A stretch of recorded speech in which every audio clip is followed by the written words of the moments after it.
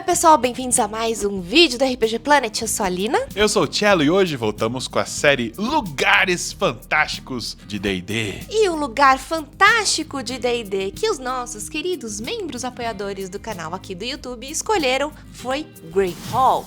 A cidade livre de Greyhawk. Já temos um vídeo aqui no canal sobre o cenário de campanha de Greyhawk, mas esse vídeo aqui é sobre a cidade que tem o mesmo nome e que existe também no mesmo cenário.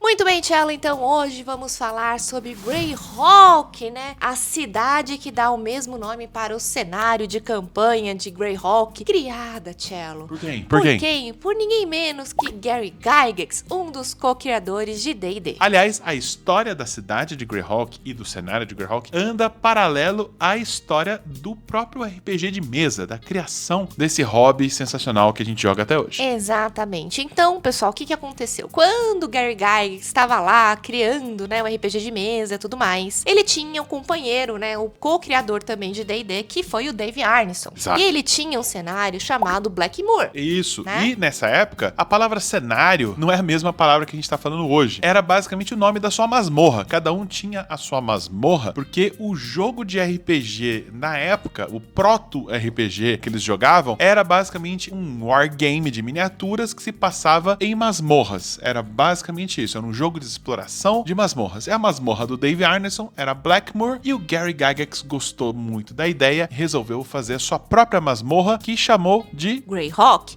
isso. E aí, pessoal, essa masmorra era muito legal. Ela tinha 13 andares, né? É conhecida como o Castelo de Greyhawk, cheia de puzzles, armadilhas mágicas, Demônios presos. coisas incríveis que a gente vai falar mais pra frente pra vocês. E então, os aventureiros que jogavam na mesa do Gary Gygax acumularam muitos tesouros, muita experiência. E eles não tinham ali onde vender os seus espólios, Nem onde né? gastar esse dinheiro, Nem né? onde gastar, nem onde se divertir, nem onde descansar. Então ali, ele junto com o Rob Kuntz, que é um dos jogadores do Gary Gygax. E co-mestre, né? Ele também mestrou algumas missões. Quando o Gary queria jogar, ele que Exato. mestrava, né? Eles então resolveram criar a cidade livre de Greyhawk. A cidade livre de Greyhawk era basicamente o quartel-general do grupo de aventureiros, que eles iam pra descansar depois de uma maratona de exploração de masmorra, onde eles podiam vender os itens mágicos que eles encontraram, Curar um pouquinho. curar, remover maldições, ressuscitar alguém que morreu no caminho, quem sabe ali também comprar algum equipamento novo que eles precisavam,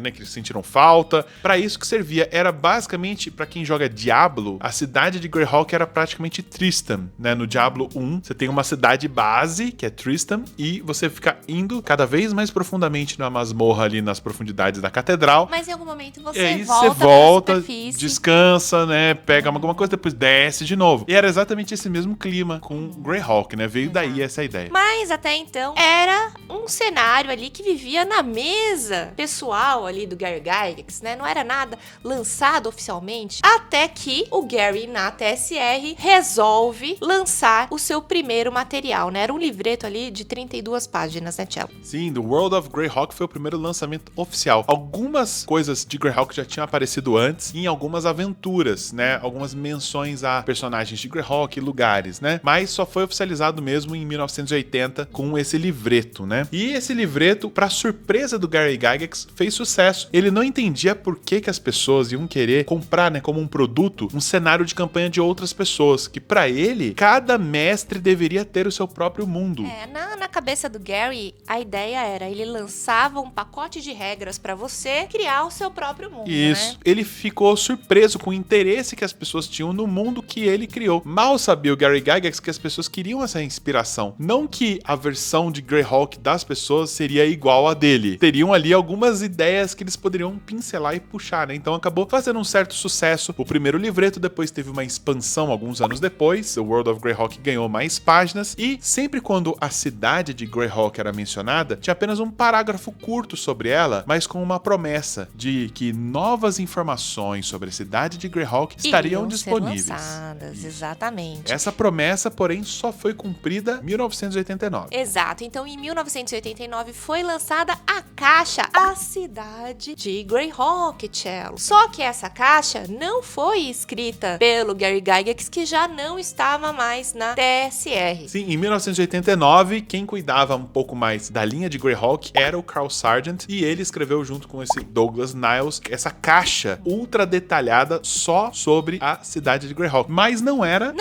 a cidade de Greyhawk do original. Gary Gygax, tá, gente? Ela, na realidade, era um compilado, né, do que eles conseguiram absorver dos materiais oficiais que foram lançados em aventuras, né, no próprio primeiro livro lá no livreto, nas expansões e tudo mais. Eles pegaram esses materiais e fizeram ali, pelo entendimento deles, o que seria aí a cidade de Greyhawk, e esse material fez muito sucesso. Até hoje, talvez seja a caixa de cidade mais completa que tem. Realmente, o público fã de Greyhawk adora, né, essa caixa com as histórias aí da cidade, porque ela tem muitas missões em formato de card. Era um formato inovador para você espalhar missões para seus jogadores como se fossem aventuras curtinhas, que você pode jogar no estilo de aventura urbana. Bom, e desde então, desde o lançamento dessa caixa, Greyhawk continua tendo aí materiais sendo escritos em todas as edições de D&D. E agora, nessa última edição de 2024, Greyhawk é então citada como uma cidade modelo, né? Pra mostrar ali o que uma cidade tem que ter de interessante pra você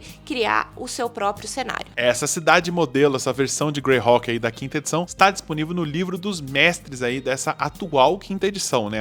A gente chama de 5.5 ou edição 2024. Eu achei que foi interessante, por quê? Porque foram 50 anos de D&D. Faz Eu acho sentido. que faz sentido você utilizar ali Greyhawk, né, como uma cidade criada pelo Gary Gygax, enfim. Eu achei bonita a homenagem. Muito legal. E como que é a cidade de Greyhawk? Eu diria que Greyhawk reúne todos os clichês de uma cidade de Dungeons and Dragons. Porque ela foi a primeira. Como ela foi a primeira, é de lá que surgiram coisas como guilda de ladrões, como academia de feitiçaria, né? Escolas de magia. Tavernas, lojas pra você comprar as coisas. Facções templos. diversas, bairros perigosos, com ruelas e assassinos e bandidos. E na mesma cidade tem os bairros suntuosos, né? Onde os ricaços moram. Toda essa dicotomia de cidade grande. Tudo isso foi apresentado na cidade de Greyhawk. Foi a primeira cidade oficial de D&D, né? E uma masmorra próxima, Uma masmorra né? ali do lado, exatamente. E é claro que a cidade é super inspirada no Fritz Lieber, né? Que é um autor de fantasia que o Gary Gygax adorava. Escreveu Lankmar, né? Que escreveu histórias que se passavam em Lankmar, né? A cidade do Grey Mouser, né? E do Farfield and the Grey Mouser. De lá ele pegou muita inspiração pra fazer as guildas e as histórias aí de Greyhawk. No RPG de mesa, então, tudo que você acha meio clichê hoje em dia, na verdade era super original. Surgiu vindo de naquela lá. época. E bom, então vamos começar a falar sobre a cidade de Greyhawk, falando um pouco sobre a história, de como que essa cidade se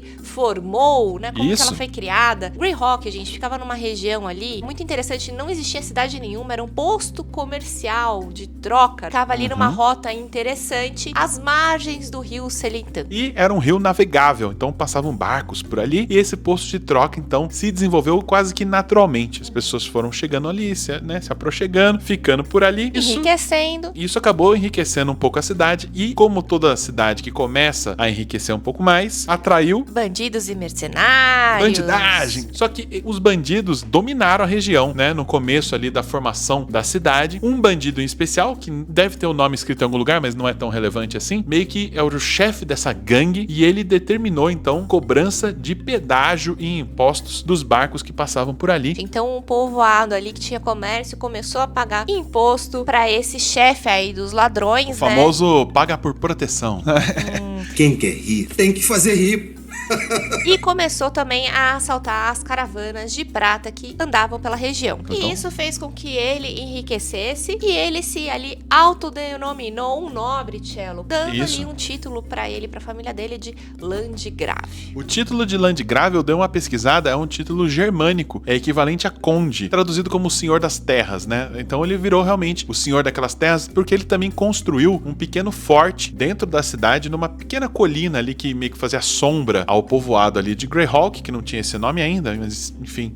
E lá ele então virou a base de operações da gangue dele, que agora meio que se oficializou como uma família nobre, por causa da grana, eles meio que Se autodenominaram se autodeclararam e colou, né? E colou. Não tinha quem contrapor ali, né? Então... Exato. E esse título de Landgrave, então, foi passando de pai pra filho. O bandidão original morreu depois de um tempo, o título passou pro filho dele e assim, né, se criou essa primeira dinastia. 300 anos de reinado, de governança dos Landgrave. O que aconteceu? Nesse período, depois de 300 anos, um império surgiu do leste, né? O famoso Grande Reino de Aerde. No mundo de Greyhawk, você pode traçar um paralelo entre eles e o Império Romano, como foi o Império Romano no nosso mundo. Foi um vasto império que dominou várias províncias e várias regiões, e eles passaram lá por Greyhawk e conquistaram militarmente sem grande esforço. E eles preservaram aquela coisa do Landgrave, só que agora o Landgrave era um governador deles, né? Tinha que obedecer às ordens deles, as né? ordens aí da coroa do reino de Aerde, e isso também tomou mais 300 anos de história aí dessa dominação do grande reino. Então, com esses 300 anos aí de gestão deles, eles acabaram perdendo um pouco o poder aí com relação às províncias mais distantes. E Greyhawk era uma dessas, né? Então, o que aconteceu com o grande reino de Aerde foi que, com o passar dos séculos, eles foram enfiando cada vez mais em uma política destrutiva. A história da queda desse reino é bem interessante e tá completinha no nosso vídeo sobre Greyhawk. Mas é um reino que entrou numa parada meio de luxúria, de gastos exorbitantes, de grandes festas caríssimas enquanto o povo passava fome, e depois descobriram que tinha influência de diabos e demônios envolvidos ali na família real. Então teve um escândalo, né, de envolvimento com ínferos. Além de ter essa coisa aí, essa política de esbanjar, ostentar luxúria e dinheiro e luxo e grana enquanto as pessoas passavam fome. E aí por isso que eles foram perdendo as províncias, e Greyhawk então se tornou uma cidade-estado. Uma cidade-estado independente. E essa independência dura até hoje. Exatamente. Uma cidade própria, com suas próprias leis, mas que ele tem um domínio da região próxima a ela aí. Não é só dentro... A cidadela, né? Não é só dentro das muralhas de Greyhawk que a política de Greyhawk age. Algumas cidadezinhas no entorno ali tem a proteção da guarda, né? Os Greycloaks operam ali em outras cidades na região. Então, como que funciona essa organização política? Então, alguns oligarcas, que são representantes dos grandes comércios de Greyhawk ali, elegem um prefeito. E esse prefeito, então, vai governar e cuidar. E se esse prefeito não estiver indo bem, eles vão tirar. Elegem outro, por aí vai. Elegem outro, tá? Esse conselho de oligarcas é só de quem é muito endinheirado, né? Então não tem, digamos, uma democracia plena nem nada assim. Tem uma espécie de república primitiva que rola ali em Greyhawk, baseada em quem tem mais grana e tudo mais, aquela coisa que vocês já conhecem. Mas chegou um cara que foi disruptivo. Exatamente. Chegou um cara que rompeu com tudo ali, que foi... o Zagig, um mago muito poderoso, Cello. Lá no ano de 310 da Era Comum, lembrando que a Era Comum começa a contar do surgimento do Império Aerde, né? Chegou na cidade esse mago, né? O Zagig. E o Zagig, ele era excêntrico por natureza. Ele era meio rechonchudinho, com as bochechas rosadas. Douradas, cabelo esvoaçante, roupas coloridas. Todo despenteado, todo meio doidão. E ele chegou na cidade... com muita grana. Foi um rebuliço quando ele chegou. Ele chegou pagando a conta da taverna pra todo mundo, né? Chegou esbanjando grana. E ele rapidamente começou a subornar e ganhar influência no conselho. Conselho? Exato. No conselho de oligarcas, porque ele tinha um projeto em mente. Ele queria construir nas proximidades da cidade um grande castelo pra ele. E pra poder construir esse castelo, ele tinha que ter esse poder o suficiente ali e liberdade pra fazer o que ele quisesse, certo? A gente só não falou uma coisa, Cello.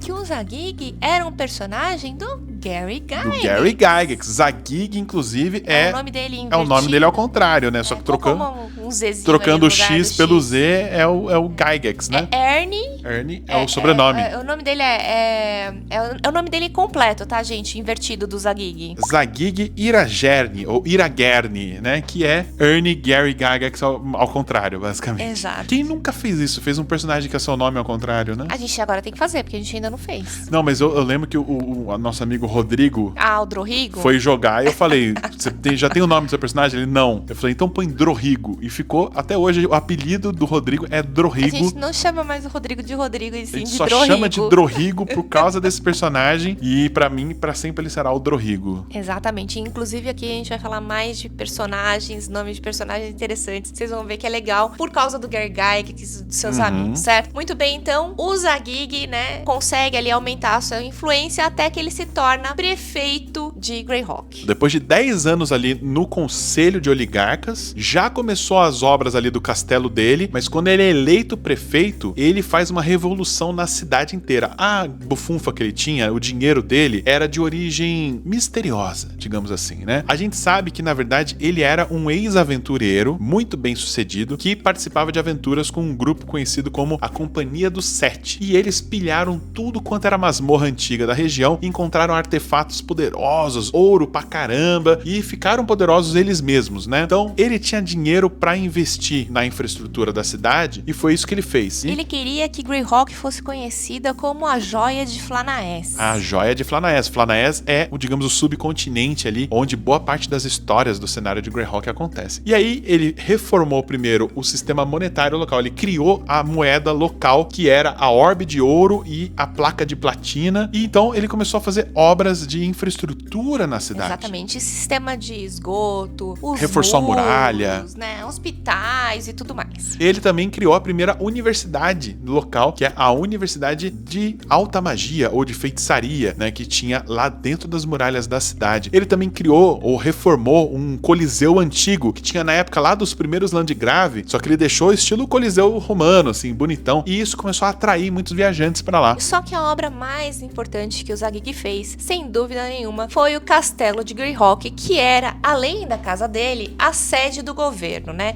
E esse castelo não ficava ali no centro da cidade, tá, pessoal? Ficava a mais ou menos uns 10 quilômetros de distância do centro de Greyhawk. Ficava fora das muralhas, né? Ficava bastante distante nos termos de cidades medievais, né? Era realmente bem fora da cidade. Mas tem um motivo especial porque ele escolheu aquele lugar, né? Ele acreditava que haviam coisas no subterrâneo ali, daquela localização específica, que ele teria interesse em escavar. E foi isso que ele fez. Durante o governo dele, ele ficou dividido entre afazeres dele como prefeito na cidade e escavações nos subterrâneos do castelo dele. E aí tem uma curiosidade, gente. O Zagig ficou muito tempo no governo. Mais de 100 anos. Mais de 100 anos governando Greyhawk. Até as pessoas começaram a desconfiar. O que ele está fazendo para ficar tanto tempo tão jovem? Que creme ele tá passando, né? No governo, tão sóbrio, né? No governo. É claro que os boatos circulavam que ele usava magia para se manter vivo, né? De forma antinatural, digamos assim. Isso, junto com outras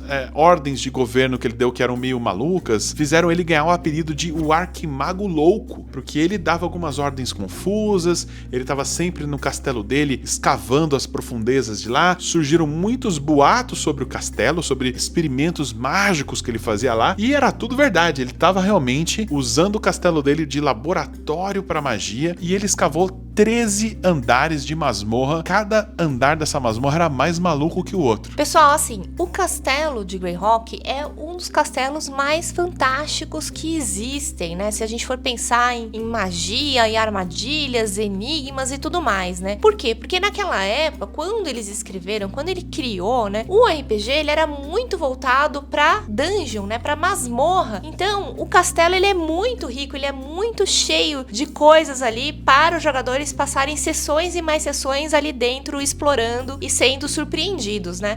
Por isso que é acho que é o ambiente mais legal ali quando a gente fala de Greyhawk. E outra coisa, qualquer tipo de monstro pode aparecer por lá, porque no castelo, nas masmorras do castelo, ele colocou pequenos portais para dimensões portáteis, né? Dimensões paralelas autocontidas ali, de onde podiam surgir criaturas do pântano, criaturas do deserto e lugares assim como se fossem sub-reinos mágicos que estavam dentro, por exemplo, de um quadro ou atrás de um espelho ou dentro de uma passagem secreta ou algum lugar que você acessava e você passava de uma realidade para outra. Então, o castelo em si virou um portal, né? Um portal multidimensional de onde você poderia partir em aventuras em outros mundos. E isso é muito legal, né? Isso é muito massa. Porque traz um monte de possibilidade aí pra você colocar na sua aventura coisas incríveis, né? E aí também responde aquela clássica pergunta: como que esse dragão gigante entrou nessa sala? Né? Da onde ele veio? Ah, depois ali tem um portal extradimensional pro reino dos dragões que você não sabia. Tudo é fácil de responder nas masmorras do Zagig, porque tudo pode ser respondido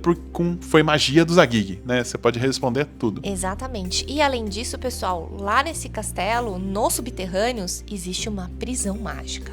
Ah, sim. O Zagig criou uma prisão para deuses do subterrâneo. E esse foi um dos maiores projetos dele, né? E depois de mais ou menos 100 anos desses experimentos e também como prefeito, o Zagig simplesmente desapareceu. Um dia em que ele desceu ali nas masmorras, não voltou mais. E esse é o assunto do nosso Vídeo secreto! Se você quer saber mais aí sobre o paradeiro de Zagig e o que ele fazia ali nos subterrâneos do Castelo Greyhawk, é só você assinar a nossa área de membros aqui do canal, que você pode conferir esse e todos os nossos vídeos secretos aqui no canal. Com menos de um cafezinho por mês, você ajuda muito a gente a continuar produzindo conteúdo pra vocês. Exatamente. Então vamos voltar aqui à história da cidade de Greyhawk. Gente, voz é de galã de bico. Com o sumiço do Zagig, o conselho dos oligarcas elegeu um novo prefeito e tudo mais, só que a cidade meio que caiu num espiral de crise. De crise, porque meio que eles eram sustentados ali Pela fortuna grana do Zagig. que fomentava ali todo o comércio na região, né? O lugar ficou meio esquecido, parou de ser tão frequentado, o castelo entrou em ruínas, isso passando, 40, 50 anos depois. Exatamente, e as pessoas tinham medo do castelo, porque o castelo era cheio de Ficou magia, com fama, né? de armadilhas e tudo mais. Até que certos aventureiros começaram a pensar, pô, mas se ele era tão Será que rico tem lá, assim, devem existir muitos tesouros. E o lugar começou a ser, então, muito visitado por aventureiros. E isso foi que ressuscitou a economia de Greyhawk. O comércio, né, aquelas taxas comerciais, o ponto dele estar ali à beira do rio, isso ainda era relevante, mas não tão relevante quanto a quantidade de ouro e itens mágicos que aventureiros estavam saqueando ali daquelas masmorras e estavam movimentando a economia. Então virou uma espécie de corrida pelo ouro, igual teve no Velho Oeste, né, de pessoas vindo do mundo inteiro, ficando sabendo de gente que ficou rica da noite pro dia. Então isso atraiu um monte de charlatão também, um monte de aproveitador que foi lá, mas também alguns empresários, digamos assim, que queriam patrocinar grupos de aventureiros para encontrar tesouros, e outros também que abriram lojas com equipamentos específicos para aventuras, para poder, né, usufruir, né, desse tipo de negócio na cidade. Então a cidade teve um novo boom econômico com base em aventureiros. Isso é muito legal, né? Só que temos um ponto, Cello. Pessoas entrando no castelo, vasculhando o castelo. Alguém fez uma porcaria lá. Ah, sim. Alguém soltou um prisioneiro muito poderoso que tava nesse castelo que não deveria ter soltado. Lembra que a Alina falou que o Zagig criou prisões mágicas ali nos subterrâneos? Um dos prisioneiros que tava nas masmorras do castelo era ninguém mais, ninguém menos do que Eos o Velho. Eos é poderosíssimo. Eos, que é filho, é um Cambion, filho da Igwith, ou a Tasha, eu preferi Para chamar lá assim, com o Grast. Sim, e esse meio demônio, ele já tava no status de um semideus quando ele foi capturado, né? E um grupo de aventureiros liderado por Robilar, o guerreiro, que é um trapalhão, ele é um sem noção. Personagem de Rob Kuntz. Ele é o Joselito do mundo de Greyhawk. Ele, sem querer, libertou esse mal antigo e o Eos, então, pôde fugir de lá e retomar grandes terras que ele tinha ao norte ali de Flanaess, que virou meio que uma parte do continente governado por ele, que só tem homens-fera, monstros e coisas assim. Tá? Só destruição, é um horror. Isso a gente até hoje falou no vídeo de Greyhawk no vídeo de Greyhawk, né, tem falando um pouco do Eos. E ele é o grande vilão do cenário de Greyhawk, né? E ele é engraçado que ele é um vilão e é também um chefe de estado ao mesmo tempo, né? Ele tem como se fosse o país dos monstros, que tá ali ao norte de Greyhawk, de onde ele parte em ataques para outros reinos e tudo mais, né? E aí, em função desses ataques todos, toda a região ali de Greyhawk e de Flanaess entra numa grande guerra. Sim, esse foi o estopim de um conflito conhecido como Greyhawk Wars. Tiveram vários outros motivos para essa grande guerra acontecer, mas um dos motivos principais foi o Eos, né, esse Cambion, tava meio que influenciando os outros reinos que tinham certas rivalidades a lutarem entre si. Ele tava meio que sussurrando nos ouvidos ali de chefes de estado querendo plantar a semente da guerra e a guerra foi generalizada. Exatamente. Mas o que a cidade de Greyhawk tem a ver com isso? Bom, a cidade de Greyhawk foi meio que a Suíça, sabe? Foi neutra o tempo todo. Foi neutra. Eles não entraram ali na briga com relação à terra e tudo mais. Não tomaram partido de nenhum outro reino, ficaram ali na deles, né? Wow! What is it good for? Absolutely not! Say it again, y'all. E aí, por isso, por eles não terem entrado na guerra, a cidade de Greyhawk foi escolhida para ser o local onde eles iam tentar assinar ali um tratado de paz. A guerra em si durou uns 3 anos e os reinos já se exauriram de tudo que eles tinham de recursos. Foi intensa, porém rápida a guerra, né? Mas muito intensa, todo mundo ali perdeu dinheiro, todos os reinos ali faliram, ficou num empate, alguns perderam território, outros ganharam, mas no final das contas não tava dando certo para ninguém essa guerra, né? O antigo reino de Aerd tentou reconquistar suas províncias, mas não conseguiu. Tivemos aí vários outros reinos, por exemplo, os orcs que se reunificaram e coisas assim. Aconteceram coisas interessantes, mas no final das contas, os chefes de estado de todas as nações que estavam em guerra foram para Greyhawk. Depois de 6 meses ali negociando, então, traçando novas fronteiras, né? Determinando indenizações de guerra, aquela coisa toda, eles marcaram uma data para assinar um tratado que encerraria de vez a guerra. Só que isso quase foi estragado por um traidor, um membro do Círculo dos Oito, que a gente não falou muito deles aqui hoje, mas no nosso vídeo de Greyhawk, né, a gente fala fala mais bastante. Deles. Que é uma cabala de magos, o Círculo dos Oito, que eles têm como missão manter o equilíbrio entre todos os reinos ali e também entre seres humanos e monstros e coisas assim. Era o Mordenkainen, que é o chefe, Mordenkainen era né? meio que o líder deles, né? Um desses magos do Círculo dos Oito era Harry de Cat. Ele era um mago que começou a pesquisar demais as artes macabras e sombrias e foi meio que dominado pela vontade de ser um conquistador de reinos, né? E ele viu nesse momento da assinatura do tratado o momento perfeito para ele dar um checkmate e virar um novo imperador com um império maior do que o reino de Aerd. Tava todo mundo ali. Se ele conseguisse matar cada um deles ali, não ia ter mais governante em lugar nenhum. Ele ia assumir o governo de todos os lugares. Isso, a ideia dele era derrubar o Círculo dos Oito e também matar, fazer um atentado ali com runas explosivas que matasse boa parte dos chefes de estado ali para fazer todo mundo se ajoelhar perante a ele. E nessa, ele conseguiu o apoio, né, de um dos personagens também, que era o Robilar. Sabe o que ele planejou com o Robilar? E foi muito doido isso. Todos os magos do Círculo dos Oito possuíam suas próprias torres. E eles já eram magos tão poderosos que simplesmente matar eles não resolvia o problema. Você tinha que matar ele Tinham clones. e matar os clones, porque todos eles tinham preparado clones. Em caso de morrer, o clone era ativado e ele meio que reencarnava nesse clone. Então ele mandou o Robilar com uma tropa de soldados pra atacar as torres dos magos enquanto eles não estavam lá, pra destruir os clones, pra quando ele fizesse o atentado contra o Círculo dos Oito,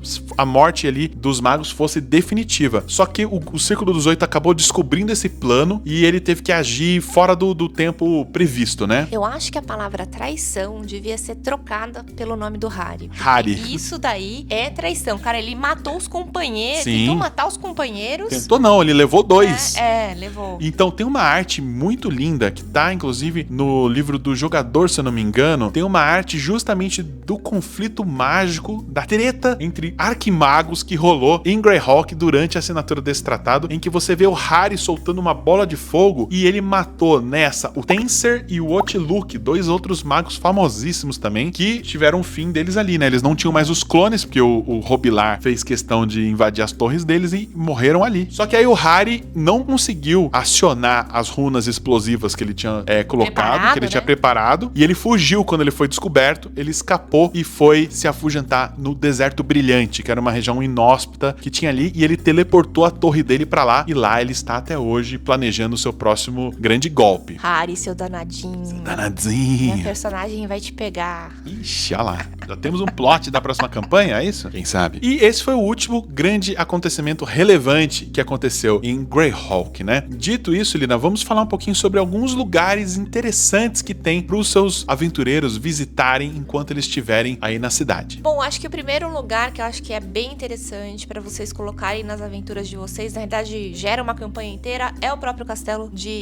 Greyhawk, né? Masmorra de 13 andares. Já teve um material oficial disso lançado, né? Pela TSR, alguns livros, teve uma aventura na terceira edição, que era Expedição às Ruínas do Castelo Greyhawk, e também teve, depois em 2005, o lançamento com o Gary Gygax, que era vivo ainda na época. Ele lançou o Castelo Zagig. Ele não podia usar o nome Greyhawk, né, por direitos autorais, mas ele colocou que seria a masmorra original dele lá. Só que esse livro ficou fora de impressão há muito tempo e foi retomado agora há poucos anos aí, com um financiamento coletivo lá na gringa, pra quem quiser, se interessa em ver as masmorras originais, né? De repente você pode conseguir aí comprar algum PDF, isso. Ou mandar imprimir no drive-thru, não sei se tem, mas vale a pena se você quiser explorar aí o Castelo Greyhawk. O original. Mas a minha sugestão é, faça as masmorras do castelo, os 13 andares, do jeito que você quer, porque elas eram da campanha original do Gary e elas eram cheias de maluquices engraçadas que eram da história do grupo deles, né? Então eu sugeriria você a colocar o castelo, mas faça as masmorras, os 13 andares, do jeito que fica mais interessante pro seu grupo. Lembrando, né, que é importante pra esse castelo você colocar um monte de armadilha mágica, um monte Sim. de item mágico,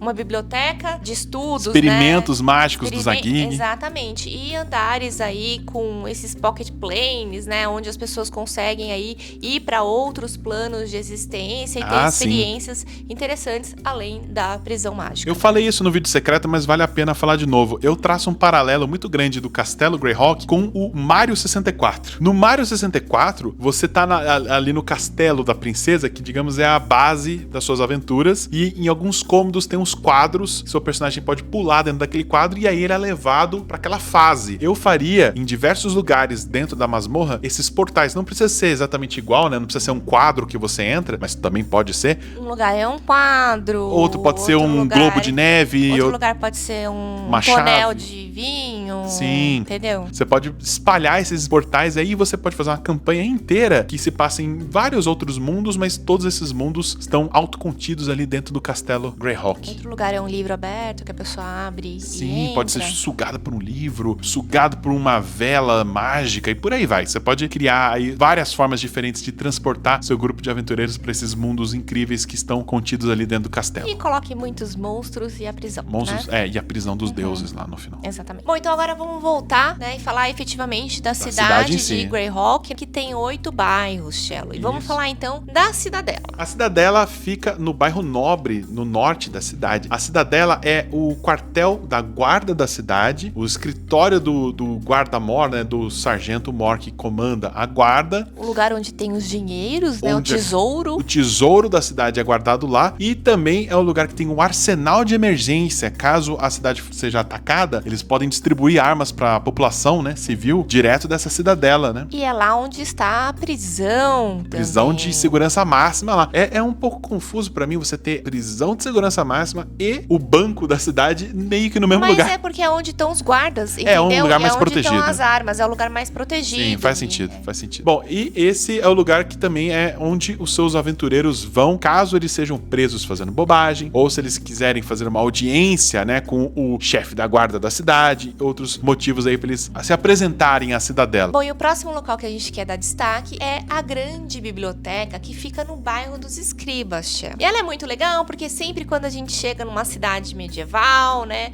Essa aqui sempre quer ir na biblioteca. Ir na biblioteca, pesquisar por pergaminhos, por conhecimento e tudo mais. E essa biblioteca, então, ela é muito bem recheada, abastecida, né, de livros e materiais. Afinal de contas, a gente tem uma universidade arcana ali. Sim, no mesmo bairro, A inclusive. gente tem o Zagig, que foi prefeito por muito tempo, então ele já levou muito conhecimento mágico pro Muito local. conhecimento lá. Só que essa biblioteca, ela tem algumas proteções. É bem protegida. Você não vai conseguir entrar lá nessa biblioteca armado, porque Não pode entrar armado. você não vai conseguir entrar. Ela tem magia ali pra conseguir detectar se você tá armado ou não. E se você tentar pegar um livro lá de dentro e fugir com o livro, você também vai acionar algumas defesas mágicas do lugar. Primeiro de tudo, na entrada, né, ela tem assim, grandes colunas, parece uma estrutura romana, né, com aquelas colunas de mármore. E logo na entrada tem 2 dragões de pedra que você acha que são só estatuetas de dragão. Lindos, maravilhosos. Mas na verdade, e repousando. Eles são golems de pedra que podem ser acionados para conter um ladrão ou alguém que tenta invadir o lugar com arma. Então, se você tentar ali, furtar ali a biblioteca, pode crer que você vai ter que lutar ali com 2 dragões. E os bibliotecários são magos poderosos também, que vão entrar no combate com você se você inventar de roubar alguma coisa. Agora, tem um segredo nessa biblioteca interessante, Lina. Tem os arquivos secretos.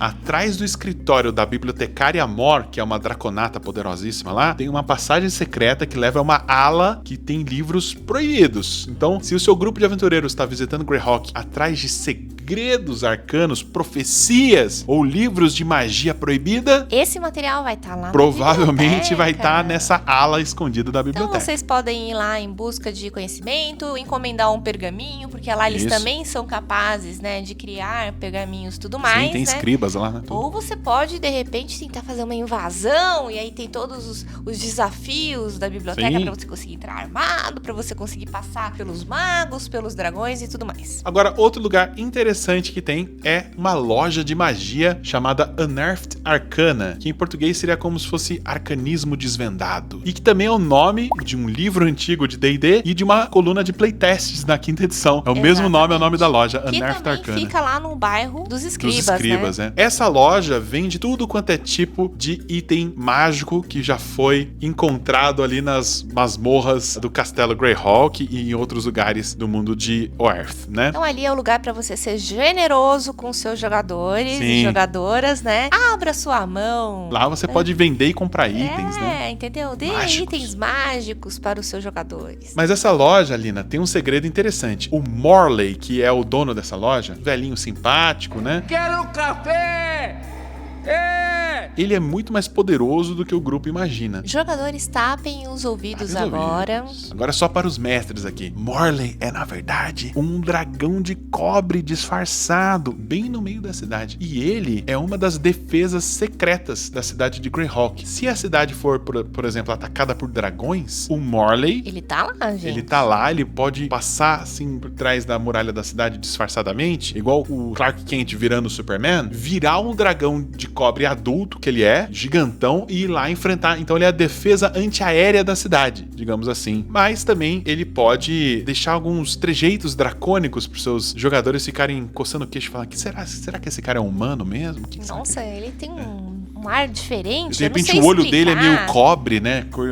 A pupila dele tem um formato estranho. Você pode deixar alguns ganchos de aventura pro grupo ficar interessado em O descobrir pessoal vai ficar desconfiado. o que é esse tal de Morley, né? Exatamente. E por último, temos a taverna, Tchelo. A Não dá taverna. pra você falar de uma cidade e não falar da taverna dela. Sim, tem várias tavernas, né? Em Greyhawk. Eu não vou falar de todas aqui, porque senão a gente vai Falar ficar... da principal, né? Vamos falar de uma das mais interessantes, que é a Taverna do Dragão Negro. Tem duas tavernas muito próximas uma da outra. A Taverna do Dragão Negro e a Taverna do Dragão de Prata. O tema de dragão tá Tá soltinho. Tá soltinho. E os donos dessas duas tavernas têm uma rivalidade entre eles. Mas é uma rivalidade amistosa. Um dono de uma taverna faz uma pegadinha com o outro, né? E a Taverna do Dragão Negro tem logo na entrada, na fachada dela, Uma placa. uma placa que tem o desenho do rosto de um dragão, né? Só que, como uma pegadinha há um tempo atrás, o pessoal da Taverna do Dragão de Prata soltou um encantamento ilusório que faz com que essa placa solte ácido da boca desse dragão que tá desenhado lá. Só que é um ácido mesmo, que pega no corpo, não chega a dar dano, mas dá uma machucada, Dá uma derretidinha. dá uma urticáriazinha, né? Todo mundo achou isso muito engraçado, né? Só que o gancho de aventura dessa taverna é que os donos da Taverna do Dragão Negro estão tentando planejar uma pegadinha pra contra-atacar a galera da taverna rival, da Taverna do Dragão de Prata. E aí que seus aventureiros podem entrar em cena, de repente plantar alguma bomba fétida lá dentro pra subir um cheiro horrível, né? Fazer algum tipo de traquinagem, soltar umas baratas lá dentro, fazer alguma coisa de pegadinha pra contra-atacar a outra. Então tem essa dinâmica entre essas duas tavernas que é bem engraçado. Mas o que importa mesmo é que se o seu jogador conseguir entrar nessa taverna, Tchelo, vai ter comida boa, Vai. ter bebida boa, Vai ter vai ter fofoca. música boa, vai ter Vai fofoca. ter gancho de aventura. Exatamente. E, Lina, antes da gente fechar esse vídeo, tem uma terceira taverna que eu vou mencionar aqui, que não é listada entre as tavernas na quinta edição, mas existia no lore antigo, que é a Taverna do Dragão Verde. Então temos mais uma taverna de dragão. E a Taverna do Dragão Verde, ela é mais baixo orçamento, ela fica na região portuária e ela é mais, assim, sujinha, né? Só que ninguém sabe quem é o verdadeiro dono dessa taverna. O dono é um cara ricaço que montou a taverna e deixou outra pessoa cuidando. E adivinha quem é o dono? O milagre? Robilar! É o Robilar, ele é o dono secreto da taverna do Dragão Verde. Não. E lá ele tem, assim, os troféus e coisas que ele conseguiu nas aventuras dele expostos lá. Você pode colocar a Taverna do Dragão Verde também. Todas as tavernas lá é um dragão diferente, né? Então você pode colocar tudo isso na sua Você quer que aventura. o seu grupo entre em rascada? Você leva ele pra Taverna do Dragão Robilar. Verde. Pronto, é isso. Resumindo. Exato. Tem outros lugares bem interessantes, não dá tempo da gente falar de todos, tá? Mas saiba que a cidade de Greyhawk, ela é meio que uma folha em branco pra você criar personagens e lojinhas locais pra você colocar o plot que você quiser, né? Ela é bem moldável pra sua aventura. Por isso até que ela é usada como exemplo de cidade base aí no novo livro do mestre. Recomendo que você leia e use Greyhawk como ponto inicial da sua campanha. Bom, é isso, pessoal. Esse foi o nosso vídeo sobre a cidade de Greyhawk. A gente espera que vocês tenham gostado. Eu quero muito saber se você aí que tá do outro lado da telinha já jogou em Greyhawk. Contem aí as experiências que vocês tiveram nessa cidade incrível. Isso aí, pessoal. Até mais. Tchau, tchau.